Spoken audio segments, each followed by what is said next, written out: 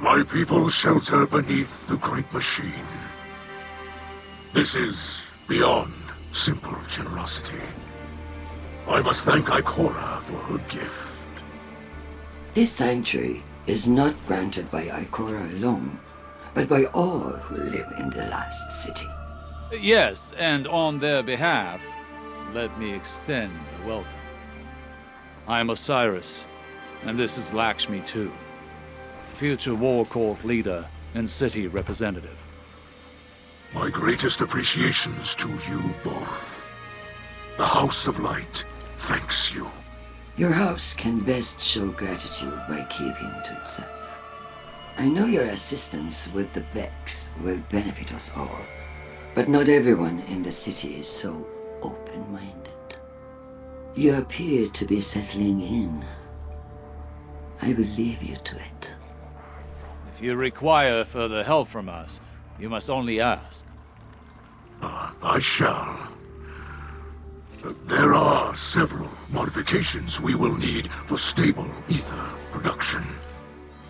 Submit a proposal to Ikora. She seems willing to get you anything you need. I must return to the people in the city. Future War Court has foreseen great misery for them in the days ahead, and they will need an advocate. I often forget how highly those in the tower have placed themselves.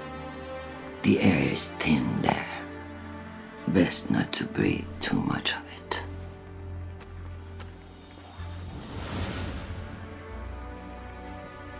You must understand this situation is tense for us all. This encampment perches on the edge of decree and democracy. I hope your stay with us will be uneventful. As do I.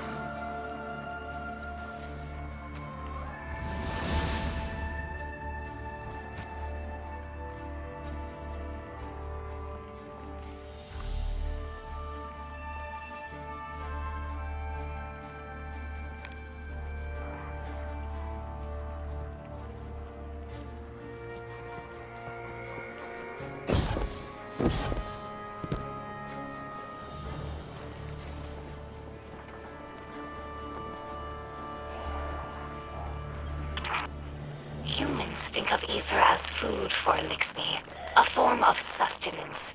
That's only partially true.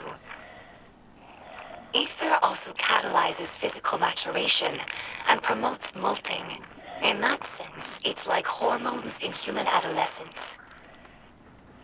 In a world of unlimited ether, like Rees before the whirlwind, all Elixni look like captains. That's our final form. Most Elixni you see now are underdeveloped. They're forever stunted by ether rationing, which began as a necessity and gradually evolved into a mechanism of social control. Now, ruthless leaders like Spider use the distribution of ether to keep their followers dependent. If Elixni are ever to live in peace, we must make ether available to all, regardless of rank.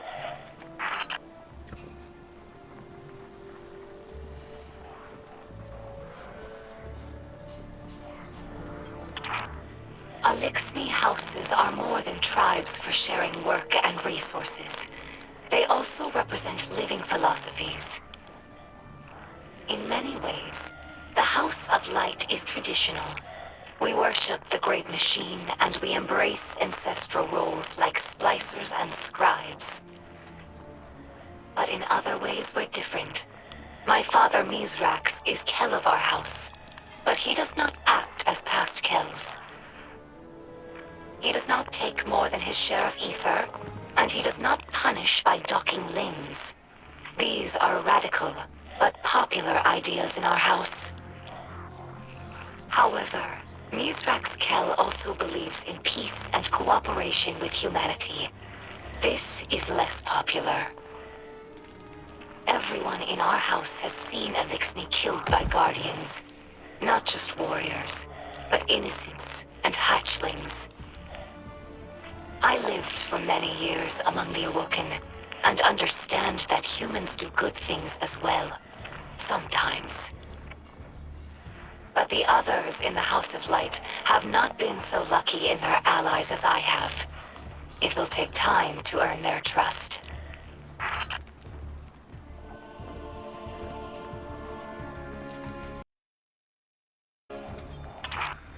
Some Elixni tell hatchlings that these wards keep guardians from attacking us in our sleep. We know this is not true, of course, but it helps hatchlings to rest peacefully.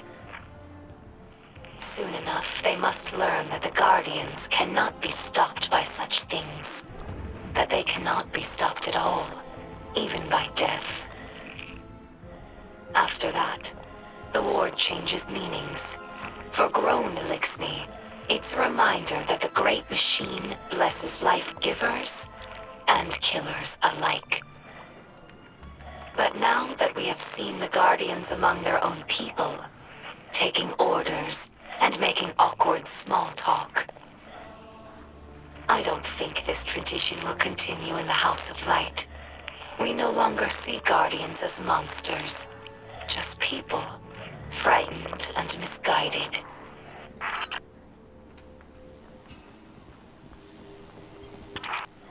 Hello, my name is Ido. My father is Mizrax, Kel of our house. I took my name from his first awoken friend, Seer Ido. As scribe for the House of Light, it's my job to preserve our house's history, so that hatchlings may one day learn our stories. Mizrax Kel requested that I leave some records for the humans of the last city, so they might learn about Elixni culture in their own time. As he says, inside a ketch, everyone breathes the same air. Though I have doubts that the humans will care to hear our stories, the snipers who look down on us do not seem like the curious types. But the Great Machine has chosen them, so I must give them the benefit of my faith. Hopefully this effort does not go wasted.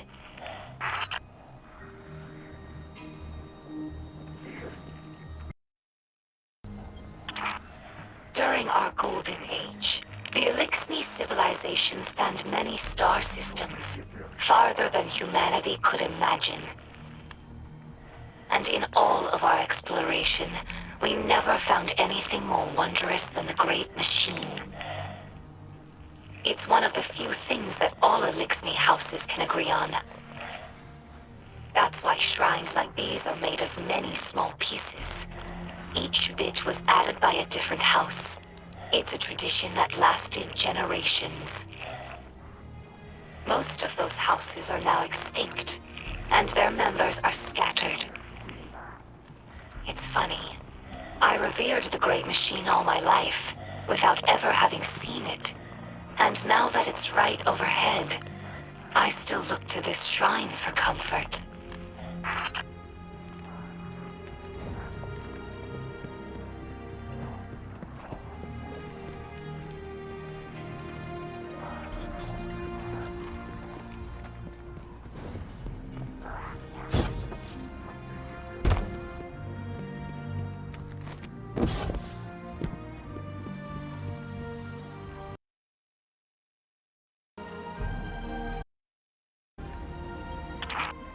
Here lies the remnants of Kel's Scourge, a dark period in Elixni history. After the whirlwind, many Elixni were overcome by feelings of hopelessness. They were homeless, hungry, and hunted by guardians and hive alike. So when Civix founded Kel's Scourge, promising to return Elixni to power with ancient weaponry, many were drawn to his call. Though the Scourge claimed to fight for Elixni empowerment, in reality, they represented the final degradation of our culture. A once great interstellar civilization was reduced to an anarchist mob, led by a power-hungry coward. Let ours be a cautionary tale. No matter how enlightened a culture, there are always those who prey on our worst impulses for their own gain. Many Elixni spend their whole lives on ships. They become more than a home. They're like a member of the family. Mizrax found me in the vent of a wrecked ship, you know. We joke that my father is a splicer and my mother is a catch. After the fall of our homeworld, Reese, Elixni scattered across the stars. Having lost our grounding, catches evolved from modes of transportation into permanent homes. Even after Elixni began to resettle in places like the reef, we never lost our reverence for the machines that kept us alive. Now, after so much wandering, it's hard to believe that there's real ground beneath us and a real sky above. This Shank has been with us for many years. She's temperamental, but loyal. She's in need of constant repair, but we're used to it. Our house has fixed every part of her, from sensors to exhaust. So when I look at her, I don't see an object. I see the members of my house. I see myself. To us, machines are vessels, not just tools. This is why scrapworking is so important to Elixni culture. It's a way of sharing our spirit with the world, even when we have nothing. I'm sure that Guardians feel the same way about their tower. It's more than a hollow form, more than the rubble it was built from. The tower is the keeper of the Vanguard spirit, and you would defend it more fiercely than any other building. Is it not so? I discovered this shell among spider supplies.